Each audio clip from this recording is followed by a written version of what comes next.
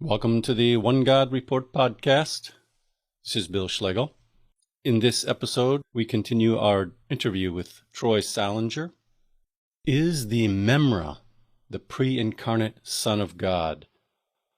Before we get back to the discussion about the memra, one quick announcement. Recently, my wife and I were at the Minnesota Churches of God Spring Conference, where I gave a 5-session exposition of John chapter 1, verses 1 through 13, calling it Jesus is the beginning of God's new creation. If you're interested in seeing the videos of those sessions, I made a playlist and I'll put a link in the show notes. Now, back to our discussion with Troy Salinger about the memra. I think it would be beneficial to listen to the previous episode if you haven't yet, where Troy discusses the meaning of the Aramaic word memra and what the motivation is for those who believe in the deity of Christ to try and find some evidence of a multi-personal deity in a Jewish context and not just in a Greek context. And in that earlier episode, Troy explained what memra really means and the misinformation that's out and around about this claim and how memra is not used in the Aramaic Targums. It's not a substitute for the Hebrew word davar. There's a totally different word in Aramaic that's used to translate the Hebrew word davar. So in this episode, Troy will bring us through to look at specifically some of these Old Testament biblical passages where folks like Michael Heiser are seeing a second divine figure who is supposedly Yahweh, but not totally Yahweh. He's a second Yahweh. So let's look at some of those passages. All right, so I think if we go and we look at some specific passages. So we go to Genesis 15. Okay, this is one that is typically brought up by apologists when they're trying to present this case for the memra. Genesis 15, verse 1. After this, the word of Yahweh came to Abraham in a vision, saying, okay, and then we get what follows. Okay, so this is taken to mean, and what apologists will usually say is, see, what we have here is the word of Yahweh came to Abraham. The word of Yahweh is an actual entity, a person. He came to Abraham, and we know it's an actual entity, they'll say, because of what it says in the following text. Like in verse 5, it says, and he took him outside and said, look up at the heavens and count the stars. They say, well, see, if he took Abraham outside of the tent and told him to look up at the stars, there must be an actual entity there, an actual being. And that being is the word of Yahweh, someone who is distinct from Yahweh, yet he is in some way one with Yahweh. And again, this is extrapolated to mean that this is a pre-incarnate appearance of the Son of God. But what they fail to see in this passage is that in verse 1 it says, after this, the word of Yahweh came to Abraham in a vision. And this is very important. Let me just touch briefly on this idea of how God communicates to people, okay? With the prophets in the Old Testament. There are various ways that God communicated to people, but whenever we come across a text in Scripture where it says God spoke to somebody, but it doesn't specify what medium God used, whether it was God spoke through a vision, through a dream, through an angel, through a prophet, sometimes through an audible voice. If the text does not specify in what sense God communicated, it's always safe, I think, to assume that it was in a vision or a dream. And the reason I say that is because of a passage in the book of Numbers, Numbers 12. This is an incident where Aaron and Miriam were grumbling against Moses, and God comes down in a cloud, a pillar of cloud at the tent of meeting, and he calls Miriam and Aaron to come to him, and he says this, listen to my words. When a prophet of Yahweh is among you, I reveal myself to him in visions. I speak to him in dreams. Okay, so I think we can assume from this that the primary method God uses to communicate to his prophets is visions and dreams. Mm-hmm. Now, there are other methods, and those will be specified sometimes in a text. But all I'm saying is when a text doesn't specify what medium God is using to communicate, I think it's safe to assume, based on Numbers 12, that it's a vision or a dream. But in this Genesis 15 text, we don't even have to assume it because it says it outright in the text, right? It says that the word of Yahweh came to Abraham in a vision. Okay, so what is happening here is that Abraham is in a vision state of mind. And we can know, we don't really have time to get into this in this podcast, but just to say briefly, we know from scripture that when a person is having a vision, he's not really seeing anything with his physical eyes. It's all mental. It's mental imagery, things that are being played out in the mind. In the New Testament, we get this idea that a couple of times in the book of Acts, when somebody's having a vision, Luke uses a word that's usually translated into English as they go into a trance. So you're in a different state of mind when you're having a vision. What appears to happen when you're having a vision is that you lose sense of all that is actually around you physically. And you're just like, you're seeing yourself in another world, in another context. Daniel says he had a vision and he saw himself standing at the river. So Daniel sees himself in a vision. It's like he's watching a movie and he's part of the movie. He's one of the actors that are in the movie. That's how a vision is like. Okay. So here it says the word of Yahweh came to Abraham in a vision. So what I assume from this is that Yahweh in the vision has appeared to him in the form of a man, probably. And he's having a conversation with Abraham. But it's not really happening. There's no real person standing there in the tent with Abraham. Mm-hmm. But in the vision, Abraham is having a vision and he sees a person. In the vision, this person is representing Yahweh. Yahweh in the vision takes him outside of the tent, tells him to look up at the sky, and he's communicating all these things to him in the vision. So the best way to understand verse 1 of Genesis 15, which should be the obvious way, is just this. After this, Yahweh communicated to Abraham in a vision. That's the way we should understand that. When the phrase, the word of Yahweh came to Abraham in a vision, it just simply means Yahweh has communicated something to Abraham. The medium he used was a vision. You have any questions on that? Well, not necessarily a question, but let me reemphasize. The Aramaic Targum of this does not have the word memra. It's Exactly. got pidgama. Right. Oh. And actually, in the phrase used in the Targums for the word of Yahweh, many of them is pidgama nubia, which means a word of prophecy. Ah. A lot of these places in the Bible where you get the phrase, the word of Yahweh came to Samuel, Jeremiah, many times in Jeremiah.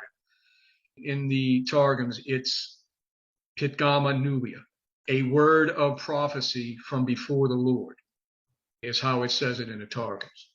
So right there is showing you that there's no connection to the memra in any of these passages. But this is the impression that the apologists who use this as a proof of either the Trinity, the deity of Christ, or the preexistence of Christ. This is the impression that they give, that these Old Testament passages, which speak of the word of the Lord coming to somebody, has a direct connection to the memra of the Targums. It's false. It's a false idea. I want to go back to the Genesis 15 passage. One interesting thing that needs to be noted in that passage. Okay, so it starts out in verse 1. It says, the word of the Lord came to Abraham in a vision. And then God speaks to Abraham. Then Abraham answers him, says something back. And then in verse 4, it says, then the word of the Lord came to him. And then there's another message from God. So my question to the people that are promoting this idea, if in verse 1 it says, when it says the word of Yahweh came to him, that it was an actual entity that came to him, why is that repeated in verse 4? Wouldn't that entity already be there? Why is he coming again in verse 4? There's no change. It's the same occurrence that Abraham is having this vision. What this shows is that the phrase, the word of Yahweh came to him, is meaning that Yahweh communicated to him. Yep. Because you can have that happen numerous times in one event, right? In one event, you can have God communicating something to someone. And that can be expressed numerous times in the same event as the word of the Lord came to him. Yeah. Okay. So we can go to many passages that say the same thing. The word of the Lord came to Samuel in 1 Samuel chapter 3. Now, here's something interesting that never gets mentioned by these people that promote this idea. Let's look at 1 Samuel chapter 3 real quick. Mm-hmm. And we see verse 1, the boy Samuel ministered before the Lord under Eli. In those days, the word of Yahweh was rare. There were not many visions. Mm-hmm. Is that saying that the appearance of an entity called the word of Yahweh was rare? No. What it's saying is communication from God to men was rare in those days. Why? Because there were not many visions. Again, we see that visions was probably the main way God communicated to people. All this is saying is that the communication of God to men was rare in those days because there was not many visions. We go further down. God calls Samuel and he says, "Here am I." Samuel runs to Eli and says, "You called me?" And he says, "No." Verse 7, now Samuel did not yet know Yahweh, for the word of Yahweh had not yet been revealed to him. Again, this is not saying that this personal entity called the word of Yahweh had not yet appeared to Samuel. It's saying God had not yet, up to this point, ever communicated his word to Samuel. This was the first time Samuel was experiencing a communication from Yahweh. Personally, I think every time he heard the voice of Yahweh, I think he was sleeping when he heard it. Of course, he thought it was real, right? When you're having a vision, you think it's real. Sometimes a person might not even realize. In fact, in the book of Acts, when Peter is in prison and he's released by the angel from prison, Luke tells us that once Peter was outside of the prison, Luke says, then Peter realized that what the angel did was actually happening. And Luke says, because Peter thought he was having a vision. So Peter thought the whole time he thought he was having a vision. He didn't know it was actually occurring. But it wasn't until he was outside of the prison that he realized this is not a vision. This is actually took place. Okay, so that just goes to show that when a person's having a vision, they don't always know it's not a real event, right? So we go to chapter 4 in 1 Samuel. This is what I wanted you to see in chapter 4. It says this, and the word of Samuel came to all Israel. Now, you have here the exact phrase that's used in all those occurrences where the word of Yahweh came to somebody. Here we have the word of Samuel came to all Israel. What this shows is that the expression, the word came to somebody, is simply denoting the fact that somebody has communicated something to somebody else. So the word of Yahweh came to Abraham simply means that Yahweh communicated something to Abraham. The word of Samuel came to all Israel simply means Samuel communicated something to all Israel. This should be evident and obvious, but again, like I said, once people get this idea locked into their mind, it's hard to divest themselves of it, no matter how much evidence they're shown to the contrary. Now, I think one of the greatest ways to show that the phrase, the word of Yahweh came to somebody, is referring to verbal communication. And it's not referring to a personal entity. Besides the fact that we already have said that this phrase, the word of Yahweh, has no connection to the memra of the Targums, because the word in the Targums used for this phrase is pitgama instead of memra.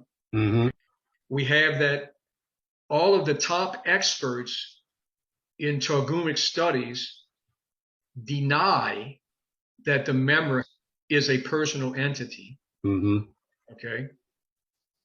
And on top of that, we have what I've already shown in these couple of passages, that the better way to understand the word of Yahweh came to somebody is just that Yahweh verbally communicated something to somebody, whether that was in a vision, a dream, or some other way. Now, to further establish that point, the best place to go is the book of Jeremiah, because you get the phrase, the word of Yahweh came to me, many times in the book of Jeremiah. But you get these other phrases too, which are substituted for that phrase, that clearly show that it's not a personal entity that's coming to Jeremiah, but it's some form of verbal communication. Probably, sometimes it's obvious that he's having a vision. Let's go to Jeremiah and see. Great. So we go to Jeremiah chapter 1. All right, so verse 4 says, the word of Yahweh came to me saying, and then Yahweh tells him something, communicates something to him. And then we go on, Jeremiah responds in verse 6, the Lord speaks again. Then he says, but the Lord said to me. Okay, simply here, the Lord said to me. And then he tells us what God said. But then we look at verse 9, and it says, and the Lord reached out his hand and touched my mouth and said to me. So we get people like Dr. Michael Heiser. In my article, I give a quote from him. He was on a podcast discussing this passage with somebody, and I give his words verbatim in my article. But basically what he says was, he says, see, the word of the Lord is an actual personal entity because he reaches out his hand and touches him. And this is supposed to seal the deal here. Mm. This is proof absolute that the word of Yahweh is a personal entity. No, not really. So if we go down further, verse 11 says, the word of the Lord came to me. Now, again, I'll say, like I said with the Genesis passage, if the word of the Lord was already there, why is Jeremiah saying again, the word of the Lord came to me? Mm. He's already there. If it's a personal being, this again shows that the communication of Yahweh here is verbal, and that the phrase denotes a verbal communication. Then what's going on here? Then what God tells him, he says, what do you see, Jeremiah? Jeremiah says, I see the branch of an almond tree. And the Lord said to me, you have seen correctly, for I am watching to see that my word is fulfilled. Then in verse 13, the word of the Lord came to me again. Well, how can that be a personal being? If he's already there, we already got 3 times in one event that the word of the Lord came to him. He's going back and forth. Right. He's going back and forth. He needs to zip back and forth from heaven to here. He's got to take care of some other business and come back again. All right. What this is showing us basically is that the phrase, the word of Yahweh came to me, is simply meaning Yahweh communicated something to me again. Mm-hmm. And so verse 13, the word of Yahweh came to me again. What do you see? I see a boiling pot tilting away from the north. What's going on here? Does Jeremiah really see a literal almond branch from an almond tree? Does he literally see with his physical eyes a boiling pot tilting away from the north? Like, okay, so Jeremiah's standing there wherever he is, and he's getting this communication from God, and he sees this almond branch, and he sees this boiling pot. Does this mean, like, if somebody were to pass by where Jeremiah is at that moment, would they see these things too? No. Are these things physically there? Are they like hanging in midair physically? Like you can go up and touch that branch? Like anybody that's walking by could see this and could go up and touch the branch or touch the boiling pot? No. I think that would be absurd to reach that conclusion. What is happening here, without it stating it point blank, Jeremiah is having a vision. Again, this is the main way God communicates to his prophets, is through visions. Even when the text doesn't say it's a vision, like in this text in Jeremiah, it doesn't specify it's a vision, but he's seeing things. He's experiencing things. See, this is what you see in the quote from Michael Heiser. Michael Heiser, harps on this idea that Jeremiah is having a tactile experience. Well, yes and no. Yes, in a vision, it seems real to Jeremiah. Jeremiah might be able to reach out and touch that almond branch, and it might feel like he's really touching something. But it's not really happening in real, physical, literal sense. It's all happening in his mind. It's a vision. Jeremiah is in a trance state. He's having a vision. And in this vision, Yahweh must have appeared to him in human form. And that's why it says in verse 9, Yahweh reached out his hand and touched my mouth and said to me. So that's all that's going on here. Jeremiah is having a vision. In the vision, Yahweh touches him, and Yahweh keeps communicating a message to him throughout the vision. This is why we get the repeated phrase, the word of the Lord came to me again. Mm-hmm. Now, as we go through Jeremiah, you see that he begins to substitute other phrases for the phrase, the word of Yahweh came to me. In this instance here, like I said in verse 7, it simply says, Yahweh said to me. Again, later down in verse 12, Yahweh said to me. Verse 14, Yahweh said to me. Okay. Mm-hmm. And then this pattern just keeps repeating in that whole pericope there. So this is strong evidence that the two phrases are synonymous. The phrase, the word of Yahweh came to me, is best to be understood as simply a verbal communication and not a physical, visible phenomenon, unless it's occurring within a vision in which people will see things in a vision. Mm-hmm. All right, so we go further, like to chapter 7, verse 1. It says, this is the word that came to Jeremiah from Yahweh. Okay. The mm-hmm. word that came to Jeremiah from Yahweh. So here it's a little different in the Hebrew, right? Mm-hmm. It's not the exact same phrase. Mm-hmm. And this phrasing helps us to see better that it's a verbal communication rather than some kind of a physical, personal being that shows up on the scene. Mm-hmm. You get the same thing in chapter 11, verse 1. This is the word that came to Jeremiah from Yahweh. So we can see there's a similarity between the two phrases, but there's enough distinction there to throw light on the meaning of the first phrase, the word of Yahweh came to me. This becomes even clearer. Go over to chapter 14, verse 1. And it says, this is the word of Yahweh to Jeremiah concerning the drought. So mm-hmm. Not only do we get that it's the word of Yahweh to Jeremiah, but we actually get what the word is about. Okay, it's concerning the drought. Then he gives a message concerning a drought. Mm-hmm. This again shows plainly that what is being shown here is that this is a verbal communication that is being given to Jeremiah. Chapter 13 really gives a good example of how we should understand this phrase. So if we go to chapter 13 in Jeremiah, verse 1 says, this is what Yahweh said to me. And then he tells him to go buy a linen belt.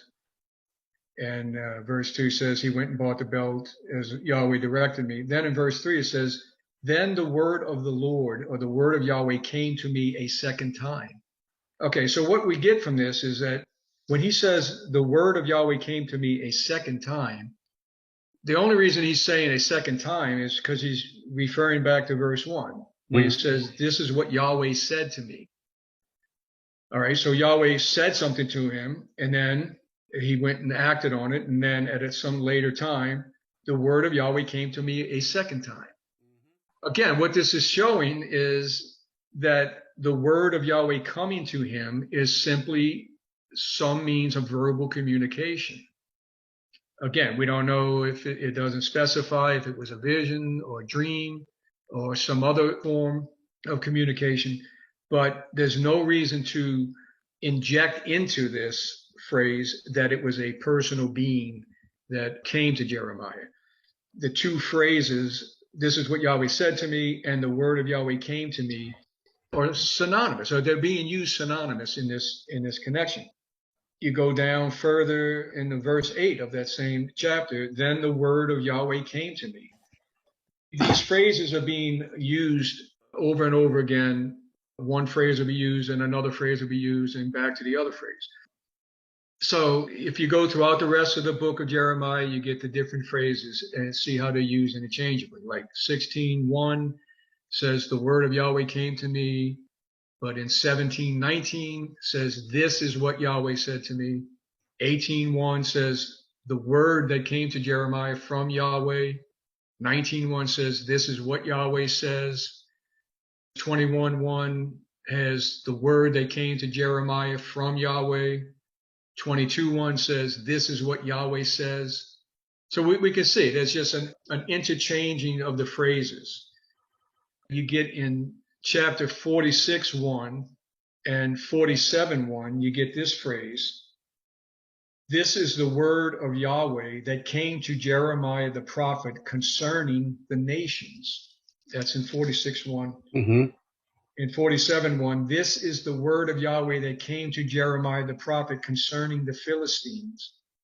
So these two phrases here clearly show that what is being communicated in the text is that a message was being communicated to Jeremiah. That message was concerning the nations. Another message was concerning the Philistines. Mm-hmm.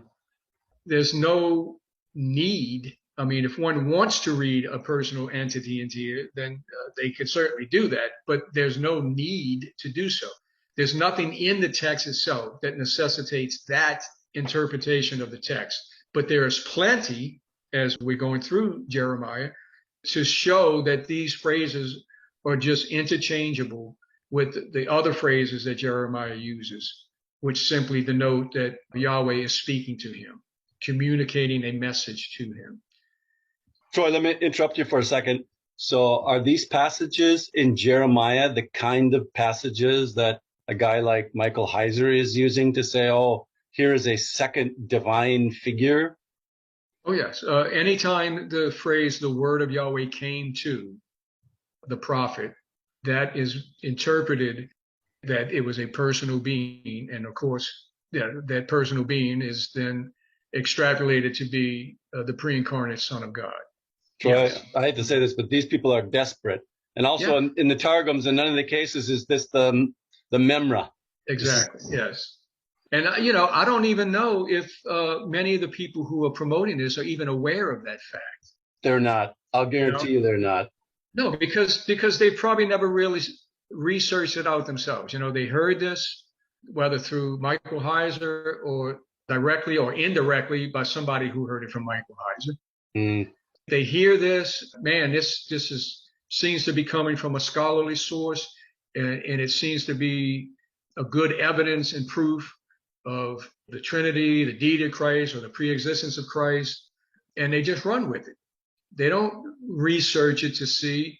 And as I showed earlier on the jmac.net website, how they not only run with it, but they even expand upon it and say things that cannot be substantiated in any sense from the actual data if you do the research. It's one of those things, it's hard to deal with, and it's hard to talk someone out of this. No matter how much evidence you show them, they just don't seem to either understand what you're saying, or they're just not willing to lose what they think is a really firm evidence for these doctrines of the deity of Christ, the existence of Christ. Let me say this too, Troy. The fact that modern scholarship, or a guy like Michael Heiser, not all the scholars, as you've seen, the real Aramaic scholars say this is kind of a silly idea, that the memra is somehow a second divine hypostasis. Another person, just say it's another person that goes against the first commandment. Hear, O Israel, the Lord your God, he is one. He's not two. But the fact that these guys have to go to kind of this esoteric evidence to find some other God in these passages. They won't say it's another God. They'll say it's another person within God. It's actually evidence that the Bible doesn't say such a thing. It's obvious that these things are not in the New Testament. It's coming from people who apparently think that Jesus forgot to tell us that, hey, I was that divine hypostasis back there, the word of Yahweh that appeared to Abraham in Genesis. I was the person that appeared to Jeremiah. And they got to go to all this twisted, really lies, right? It's presenting a bunch of lies about what the memra is in the Targums. And they got to present all these lies to try and find a second God figure back there in the Old Testament. And as I noted earlier, the motivation behind it is, and this is the development within Christianity, probably within the last century, to try to ground all of these doctrines of Christianity in a Hebraic context, right? A Jewish context. They see the importance of that because they want to move away from the idea that these doctrines of the Trinity and pre-existence of Christ developed out of the influence of Greek ideas and thought that was brought into the church by the early church fathers. Because that's the truth. Get out from under that. Yes, that is the truth. Yes. So there's been this push to find in Jewish sources, ancient Jewish sources, this idea that Jews would have thought of God as multiple hypostases, multiple persons. And this whole idea of the memra is just one aspect of that. But it falls flat. When you really examine it, you do the research, you look at the Targums, you look at what the Targumic scholars say, the people who know the literature better than anybody else, the whole argument, the whole case falls flat. But, again, it's like beating a dead horse sometimes. I would also say, Troy, that's true. But I think if you would just ask the average, quote unquote, Christian in the pew, can you read Genesis 15:1 for me? And he says, oh, yeah, the word of Yahweh came to Abraham in a vision, saying, is that a second person? No, that's like silly.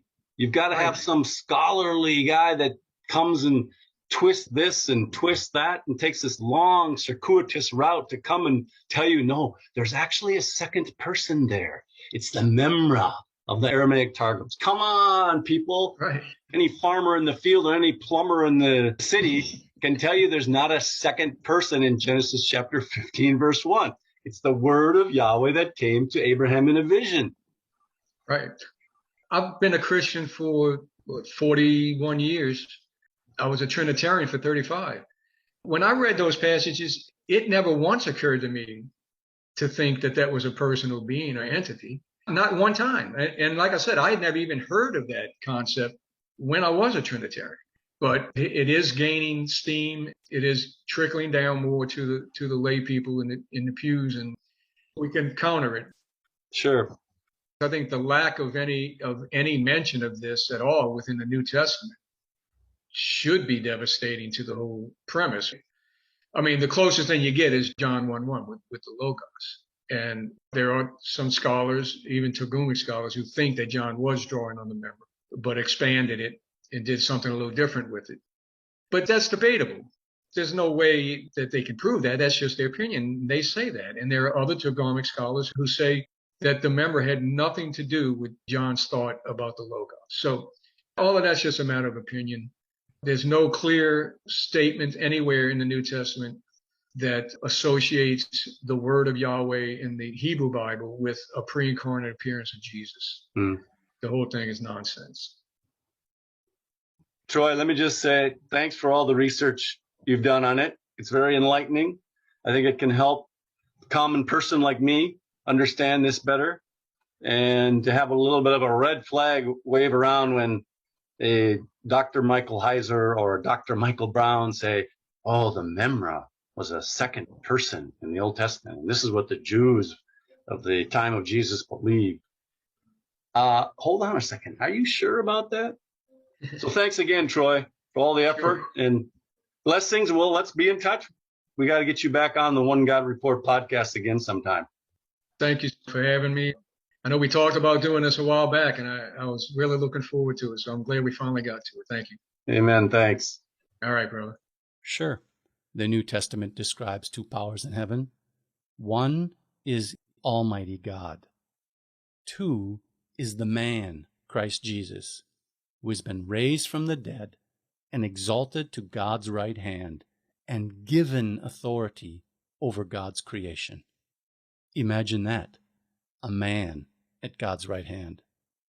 Yishma'u anavim v'yismachu, the humble will hear and rejoice.